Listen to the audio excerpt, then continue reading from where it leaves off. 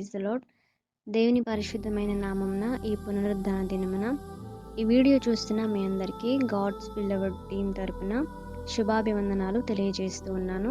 ఈరోజు మన ధ్యానాంశము యోహాను సువార్త 11వ అధ్యాయము 25-26 వచనాలు మనం చూసుకున్నట్లయితే కనుక, అందుకు యేసు పునరుద్ధానమును జీవమును నేనే, నా యందు విశ్వాసం ఉంచువాడు చనిపోయినను బ్రతుకును, బ్రతికి నా యందు విశ్వాసం ఉంచు ప్రతివాడును ఎన్నటికీ చనిపోడు. ఈ మాట నమ్ముచున్నావా అని ఆమెను అడిగాను.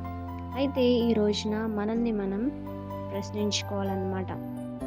ఆయన మరణాన్ని మనం నమ్ముతున్నామా? మరణించి తిరిగి లేచాడని మనం నమ్ముతున్నామా అని మనల్ని మనం పరీక్షించుకోవాలి. అవును, I am the resurrection, I am the life. ఆయన అంటున్నాడు, పునరుద్ధానమును జీవమును నేనే అని దేవుడు ప్రకటించుకుంటున్నాడు అనమాట. తనను తానే ప్రకటించుకుంటున్నాడు. యేసుక్రీస్తు ప్రభువారు నేనే జీవమును నేనే పునరుద్ధానమునని తనను తాను ప్రకటించుకుంటూ ఉన్నాడు. ప్రపంచ చరిత్రలో ఈ రోజున యేసుక్రీస్తు పునరుద్ధానమును గురించి జ్ఞాపకం చేసుకుంటూ అనేక సంఘాల్లో ఈ యొక్క వాక్యాన్ని ధ్యానం చేస్తూ ఉంటారు. ఆయన శిలువ మరణం పొందిన తర్వాత 3వ రోజు ఆయన మరణాన్ని జయించి తిరిగి లేచారని మనము లేఖనముల ద్వారా చూస్తూ ఉన్నాము. మానవ చరిత్రలో మరి అనేక మంది చనిపోయారు. ఏ ఒక్కరు కూడా మరణించి తిరిగి లేవలేదు. ఏ ఒక్కరు కూడా మరణించి తనకు తానుగా లేపబడలేదు. యేసు ప్రభువారు మరణాన్ని జయించి తిరిగి లేచారు. దాన్ని మనం పునరుద్ధానము అంటాము. పునర్ అనగా తిరిగి, ఉత్థానము అంటే లేపబడుట. మానవ చరిత్రలో పునరుద్ధానము ఒక అనిర్వచనీయమైన విశేషమైన కార్యం. అంతకు ముందు కానీ ఆ తర్వాత కానీ జరిగినటువంటి ఒక శ్రేష్టమైనటువంటి సంఘటన. దేవదేవుడు ఈ లోకానికి వచ్చిన తర్వాత మనుషులందరి కొరకు ప్రాణం అర్పించి తర్వాత ఆయన మరణపు మెడలు వంచి మరణ బంధకాలు తెంచి ఆయన మృత్యుంజయుడిగా లేచాడు. ఆయన గొప్పతనం రిజరక్షన్ అన్నమాట. ఆదివారం రోజున కొంతమంది స్త్రీలు ఆ యొక్క సమాధి దగ్గరకు వచ్చారు. ఎందుకు వచ్చారంటే ఆయనకి సుగంధ ద్రవ్యాలు తీసుకొచ్చారనమాట. ఎవరైనా మరణించినప్పుడు అంతకు ముందు రోజుల్లో ఏం చేస్తారంటే ఆ యొక్క శరీరం వాసన రాకుండా మరి సుగంధ ద్రవ్యాలు అనేది పోస్తారనమాట. అలానే ప్రభువైన యేసుక్రీస్తు ప్రభు వారికి కూడా కొంతమంది స్త్రీలు సుగంధ ద్రవ్యాలు తీసుకొని వచ్చి ఉన్నారనమాట. అయితే సమాధి తెరవబడి ఉంది. వీళ్ళు లోపలికి వెళ్ళి చూసినప్పుడు మరి దేవదూతలు దేవుని గురించి సాక్ష్యం ఇస్తూ ఉన్నారనమాట. దేవుడు ఇక్కడ లేడు అని సాక్ష్యం ఇస్తూ ఉన్నారు. ఆయన తిరిగి లేచాడు, ఆయన పునరుద్ధానుడయ్యాడని వాళ్ళు తెలియచేశారనమాట. అయితే ఈ స్త్రీలు వెళ్ళి దేవుని గురించి ప్రకటన చేస్తూ ఉన్నారు. ఆయన మృత్యుంజయుడే, పునరుద్ధానుడై లేచాడు అని దేవుని గురించి సాక్ష్యం ఇస్తూ ఉన్నారు అన్నమాట. ఎందుకు అంటే వాళ్ళు చూశారు, అక్కడ దేవుడు కనిపించలేదు. ఎవరైనా అంత మరణాన్ని పొందిన తర్వాత, అంత శ్రమను అనుభవించి అంత మరణాన్ని పొందిన తర్వాత ఎవరు కూడా మరి లేపబడరు. మనం చూసుకున్నట్లయితే ఈ లోకంలో మనిషి మరణించిన తర్వాత ఎవరు కూడా తిరిగి లేపబడలేదు. అలానే మరి వీళ్ళు కూడా లేపబడలేదు అని అనుకుని సుగంధ ద్రవ్యాలు తీసుకొని దేవుని సమాధి దగ్గరికి వస్తారనమాట. దేవుడు లేనప్పుడు వాళ్ళు చూసి ఆ యొక్క సాక్ష్యాన్ని అనేక మందికి తెలియజేస్తారనమాట. అయితే దేవుడు అని పిలువబడుతున్న వాళ్ళకి ఈ లక్షణాలు ఉంటాయన్నమాట. ఈ లక్షణాలు మనం చూసుకుందాం. God is omniscient. దేవుడు సర్వజ్ఞానం కలిగిన వాడు అని లేఖనం సెలవిస్తూ ఉందన్నమాట. ఆయన సర్వ జ్ఞానం కలిగిన వాడు. ఈ సృష్టిని సృష్టించాడు. ఈ సృష్టిని కలుగు చేసి ఈ సృష్టిని ఆధిపత్యం చేస్తూ ఉన్నాడు అనమాట. రెండవదిగా మనం చూసుకున్నట్లయితే గాడ్ ఈజ్ ఆమ్నిపోటెంట్. దేవుడు సర్వశక్తి కలిగిన వాడు. ఆయన చాలా శక్తిమంతుడు అనమాట. ఆయన ఆపేవాళ్ళు ఎవరు లేరు. ఆయన్ని ఆపేవాళ్ళు ఈ లోకంలో ఎవరు లేరనమాట. ఆయన చేసిన సృష్టిని ఆపేవాళ్ళు ఎవరు లేరు. ఆయన శక్తికి ఎదురు పడేవాళ్ళు ఎవరు లేరనమాట. అంత శక్తిమంతుడు. ఎంత శక్తిమంతుడు అంటే మరణాన్ని జయించిన శక్తిమంతుడు అనమాట. మరణాన్ని జయించిన మృత్యుంజయుడు అనమాట. మరి దేవుడు సర్వశక్తి కలిగిన దేవుడనమాట. మూడవదిగా మనం చూసుకున్నట్లయితే గనక గాడ్ ఈజ్ ఆమ్ని ప్రెజెంట్. దేవుడు వ్యాప్తి, సర్వవ్యాప్తి. ఆయన ఎక్కడైనా ఉండగలడు. ఒక చోట నుండి ఇంకొక చోటుకి ఆయన మరి వెళ్ళగలడు.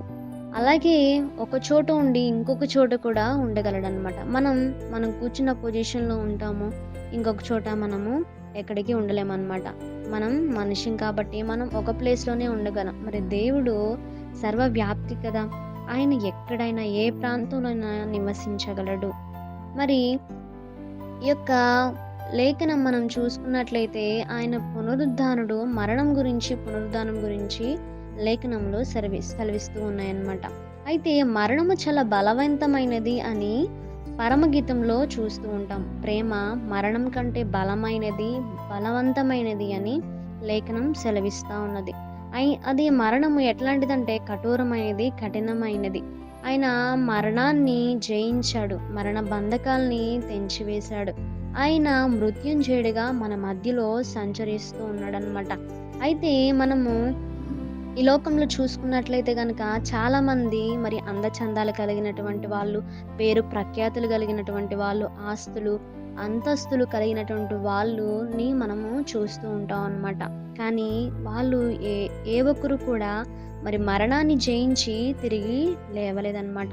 డబ్బుంది కానీ ఆ యొక్క మరణాన్ని, ఆ యొక్క ప్రాణాన్ని రక్షించుకోలేనటువంటి పరిస్థితుల్లో ఉన్నారనమాట. వారందరూ కూడా మరణించారు. తిరిగి లేపబడలేదు. మరి మన ప్రభువైన యేసుక్రీస్తు మాత్రము మరి లోకంలో మనలాగా ఆయన జన్మించి మన రూపంలో ఉండి మనం పొందవలసిన శిక్షకు ప్రతిగా దేవుడు మరణ శిక్షను మరి పొంది ఉన్నారనమాట. ఆ యొక్క సిలువ మరణాన్ని ఆయన పొంది ఉన్నారు. ఎవరి కోసం? మన కోసమే కదా! మరి మనము మరణించకుండా ఉండడం కోసం, మరి దేవునిలో మనము మరలా తిరిగి లేపబడటం కోసం దేవుడు మన కోసం ఈ లోకానికి వచ్చారనమాట. మరి యేసుక్రీస్తు ప్రభువారి గురించి పిలాతు దగ్గరికి శాస్త్రులు, పరిసయ్యులు వెళ్ళి రోమన్ సైన్యం చాలా కావాలి అనేసి వీళ్ళు అడుగుతారనమాట. ఎందుకు అడుగుతారంటే ఆయన మరణించి మూడో రోజున తిరిగి లేస్తాను అన్నాడు.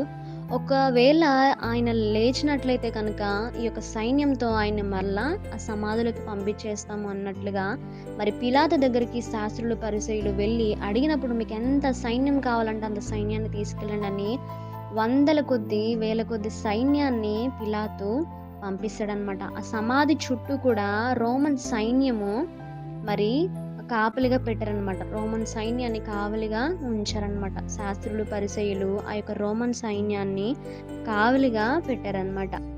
అయితే దేవుడు మరి పునరుద్ధరణుడుగా ఆ యొక్క బండని తొలగించి ఆయన మృత్యుంజయుడిగా లేచాడనమాట. అది ఎంతమంది ఉన్నా కానీ ఆ యొక్క బండని జరపలేమన్నమాట. అటువంటిది మన ప్రభువైన యేసుక్రీస్తు ప్రభువారు మరణాన్ని జయించి మన కోసం మృత్యుంజయుడిగా మరలా మన మధ్య సంచరిస్తూ ఉన్నారనమాట.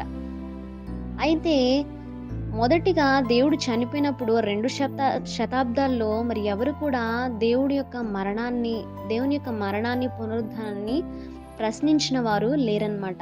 కానీ మనముంటున్న ఈ రోజుల్లో మనము ప్రశ్నించబడుతున్న రోజులనమాట. అయితే మనం ఈ రోజుల్లో ఏం చేయాలి అంటే దేవుడు మరణించాడు, తిరిగి లేచాడు అని నొక్కి వక్కానించి చెప్పాలి. అయితే మనం ఎందుకు చెప్పాలి అంటే గనక మనం చూసుకున్నట్లయితే బైబిల్‌లో పౌలు గారు ఉన్నారు. అలాగే దేవుని శిష్యులు ఉన్నారు. వీళ్ళు మరి దేవుని యొక్క మరణాన్ని, పునరుద్ధానాన్ని మరి అనేక మందికి ప్రకటించారనమాట. అనేక మందికి దేవుని యొక్క మరణ పునరుద్ధానం గురించి మరి ప్రకటిస్తూ ఉన్నారు. వారికి ఉన్న శక్తి కొలది, బలము కొలది, వారికి దేవుడిచ్చిన ఆ యొక్క జ్ఞానము కొలది వీళ్ళు దేవుని యొక్క మరణ పునరుద్ధానాన్ని ప్రకటిస్తూ ఉన్నారు.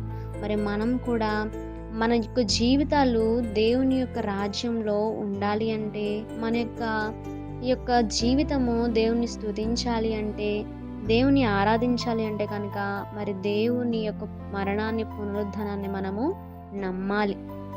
మనం నమ్ముతున్నామా ఈరోజు?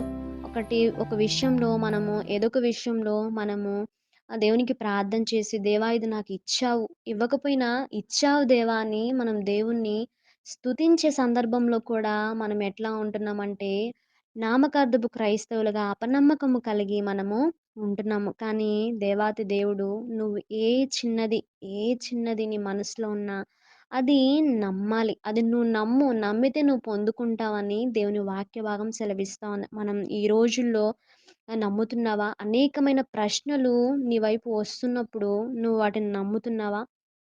వాటికి సమాధానం చెప్పగలుగుతున్నావా?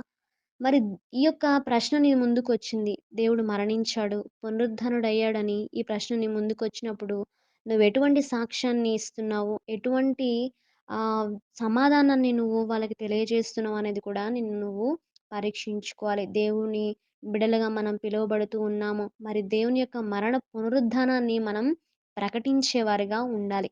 మన నోటిని దేవుని సేవ కొరకు వినియోగించాలి. మనకు దేవుడిచ్చిన స్వరాన్ని ఆయన కోసం వాడాలి. యేసు ప్రభు పునరుద్ధానమును చాటి చెప్దాం. తద్వారా దేవుని రాజ్య సువార్తలో మనమందరం కూడా ముందుకు వెళ్తాం. దేవుడి యొక్క వాక్యాన్ని దీవించును గాక. ఆమేన్.